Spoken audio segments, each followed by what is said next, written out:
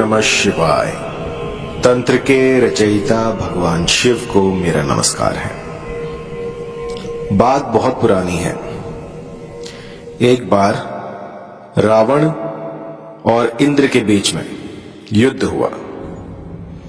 उस समय रावण जो है वो इंद्र की शक्तियों से अनभिज्ञ था।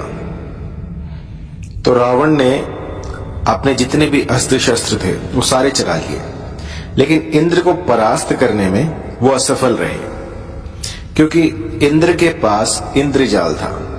कुछ ऐसी माया थी जिसको कि रावण भी नहीं समझ पाया था। फिर रावण ने क्या किया, घोर तपस्या के बाद इस इंद्रजाल को जाना और इंद्रजाल में वर्णित इस मंत्र से कोई भी इस चंद्र वज्र वशीकरण से किसी को भी अपने अनुकूल किया जा सकता है। यह विद्या पहले सिर्फ इंद्र के पास थी और इसके बाद ये रावण ने सीखी।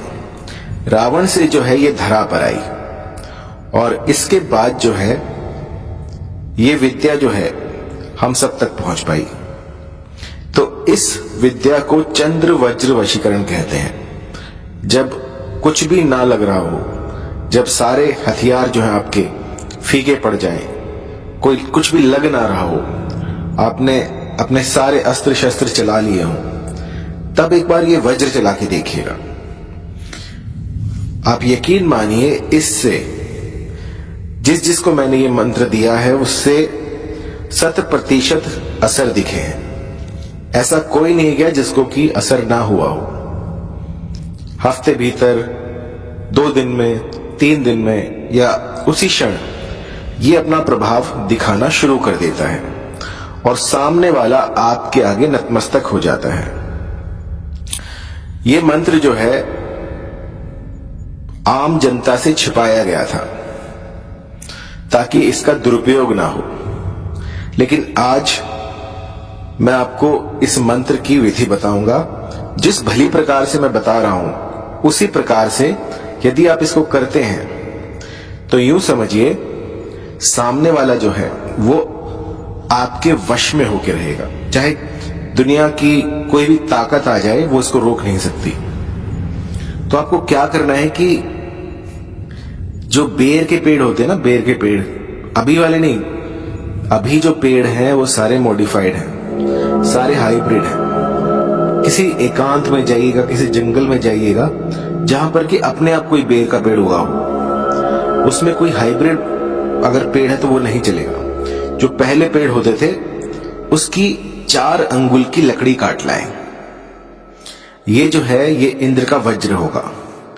तो अच्छे से देखकर, थोड़ी मोटी सी आपके हाथ में आ जाए, आप ऐसी एक बेर की लकड़ी काट लाएं 4 अंगुल, और किसी भी ग्रहण काल में या फिर कोई भी ऐसा शुभ नक्षत्र हो, जैसे अभी होली आ रही है, आप होली पर इसको सिद्ध कर सकते हैं। तो होली पर आपको 1008 की संख्या में इस मंत्र से उस काष्ठ को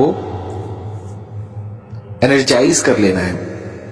जब उसमें प्राण आ जाए, जब आप उसको अच्छी तरह से उसकी प्राण प्रतिष्ठा कर लें, तो उसके बाद इस काष्ठ को अपने मंदिर में रख दें या फिर कहीं पर अपने घर के किसी कोने में गाड़ दें।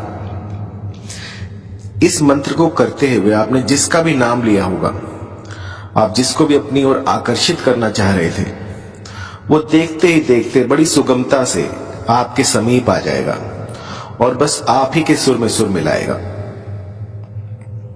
ऐसा करना बहुत ही कठिन है, लेकिन जो विधि मैंने आपको बताई है इससे ये सब पॉसिबल हो सकता है। आप करके देखिएगा और जो कोई सबसे पहले इसको करेगा, मैं उसे जो मेरे गुप्त मंत्र हैं वो सारे दूंगा, क्योंकि ये हर किसी के बस की बात नहीं है। लेकिन जिस मेरे साधक ने ये सिद्ध कर ली और अपने प्यार को उसने अपने इस चंद्र वज्र से वश में कर लिया, मैं उसको एक ऐसा ज्ञान दूंगा जो कि इस धरा पर नहीं है, जो स्वर्ग से आया हुआ है। और जितनी जल्दी वो करेगा, जितना जल्दी आप करते हो, इसकी साधनाओं में जितना जल्दी आप इसको सटीक प्रकार से लगा पाते हो, उसको देखकर मैं आपको एक ऐसा ज्ञान दूंगा जिससे कि साधना के क्षेत्र में आप और आगे बढ़ पाएंगे। तो जो साधक होते हैं उनको एक बात हमेशा याद रखनी चाहिए कि बहुत सी ऐसी कठिनाइयां आती हैं, बहुत से ऐसे पड़ाव आते हैं जहां पर कि आपका धैर्य जो है वो टूटने लगता है, लेकिन आपको अथक प्रयास करने हैं, अपने मनोबल को क्षीण नहीं होने देना। बस इस साधना में लगे रहिए, क्योंकि साधना जो है वो होता ही है तलवार की धार पर चलना। जितना आसानी से मैं बता देता हूं, इतना आसान बिल्कुल नहीं होगा। आप सोचिए, आप जा रहे हैं जंगल में और वहां से बेर का पेड़ ढूंढ रहे हैं। मैं बताऊं आपको 10 दिन में भी नहीं मिलेगा, लेकिन 1 दिन में भी मिल सकता है। आपने पहले कहीं देखा हो, वहां से आप ला सकते हैं। तो ये सब लक की बात भी है और आपकी मेहनत पर भी है, आप कितनी मेहनत करते हैं। तो इसका विधान जान लीजिए। सबसे पहले जब आप पेड़ के पास जाएं तो उन्हें दंडवत प्रणाम करें कि मैं इस इच्छित कार्य को पूरा करने के लिए आपकी एक लकड़ी ले जा रहा हूं, तो इससे आपको कष्ट होगा तो मुझे माफ कीजिएगा। और इसके बाद आप हाथ जोड़कर उनसे विनय करें और उनसे आज्ञा लेकर, अब वो पेड़ तो बोलेगा नहीं, लेकिन आप यूं समझिएगा कि आप उसके बाद ले सकते हैं। एक बार उन्हें बताएं और उसके बाद जो है लकड़ी ले लें। लकड़ी लाते समय आपको क्या करना है कि जब जंगल से बाहर आए तो ये सुनिश्चित करें कि आपके आसपास कोई ना हो, दूर दूर तक। अगर आप किसी के साथ भी गए हैं तो उसको बाहर ही छोड़ दें। जब आप लकड़ी ले रहे हो उस समय पर आपके साथ कोई ना हो। अब उस लकड़ी को आपने अच्छे से, कांटे कुटे सारे वहीं पर ही छोड़कर अच्छे से साफ करके ले आना है।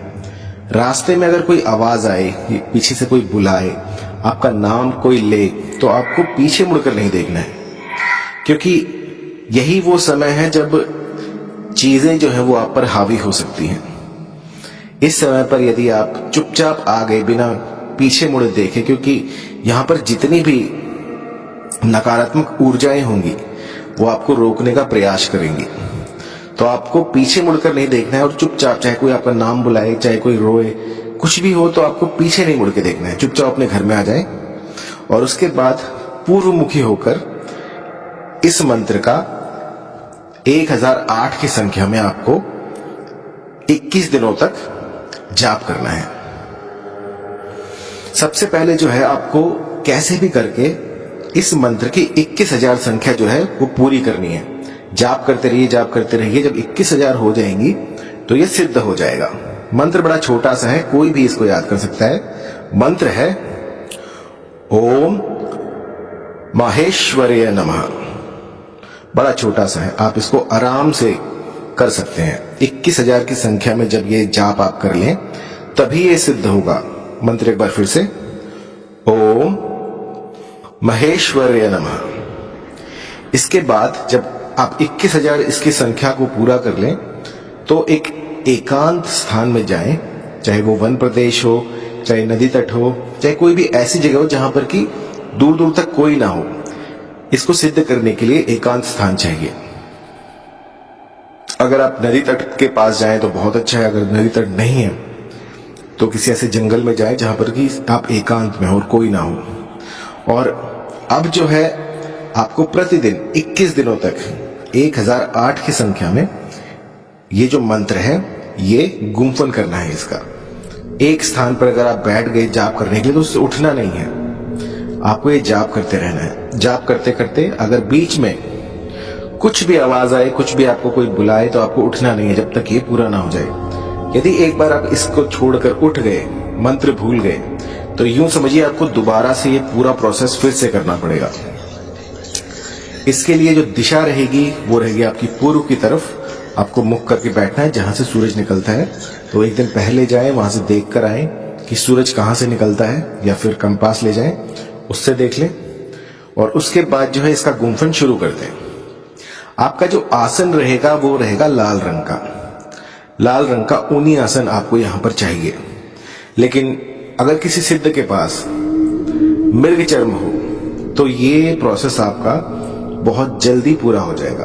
मृग चरम अगर कहीं से मिले तो वो आप अर्जित कर सकते हैं, अन्यथा ऊन का आसन पर्याप्त है। इसके बाद आपको 21 दिनों तक 1008 की संख्या में इसका जो है गुंफन करना है। इस मंत्र का मंत्र है ओम महेश्वराय नमः। मंत्र जाप करते रहिए तो 21 दिन में ये सिद्ध हो जाएगा। उसके बाद जो काष्ठ होगी, जो लकड़ी होगी, वो वज्र बन जाएगी। आप जिस किसी को भी अपनी ओर आकर्षित करना चाहें, बस एक बार वो लकड़ी उसको छुआ दें और फिर देखिए किस तरह से वो सामने वाला जो बंदा है वो आपके प्यार में व्याकुल हो जाएगा। उसकी रातों की नींद हराम हो जाएंगी। वो जहां देखेगा उसे सिर्फ आप दिखेंगे। किसी का अहित करने के लिए इस प्रयोग को ना करें। इस प्रयोग को यदि आप किसी का अहित करने के लिए प्रयोग में लाएंगे तो ये आपके जन्म जन्मांतर के जो आपने पुण्य किए हैं उनको नष्ट कर देगा और आपका जो डाउनफॉल है वो शुरू हो जाएगा। तो किसी का भी अहित ना करें और मानव की सेवा में इस विद्या को लगाएं। यदि कोई परिवार टूट रहा हो और आपके पास वो जानकारी हो तो वहां पर जाकर आप इसका प्रयोग कर सकते हैं और जितना आप इसको मानव सेवा में लगाएंगे ये उतनी ही ज्यादा प्रबल होती रहेगी। तो इस साधना में आपको मांस मदिरा का प्रयोग बिल्कुल नहीं करना है। अगर आप मांस मदिरा का प्रयोग करते हैं तो 1 महीने पहले छोड़ें और उसके बाद इस तंत्र को आप कर सकते हैं। दूसरा है परस्त्रीवास या फिर सहवास आपको नहीं करना है इन दिनों में, बिल्कुल सात्विक रहना है जब तक ये सिद्धि आपको ना मिल जाए। और एक बार ये सिद्धि मिल जाए तो आपको मदारी नहीं बन रहे हैं, सबको दिखाते हुए नहीं फिरना है कि मेरे पास ये विद्या है। इसको बिल्कुल गुप्त रखें, आपके मरने तक किसी को पता न लगे कि आपके पास ये विद्या है। इसको बिल्कुल छुपा कर रखें तो ये और बढ़ेगी। जितना आप लोगों को बताएंगे उतना ये नष्ट होती जाएगी, क्षीण होती जाएगी।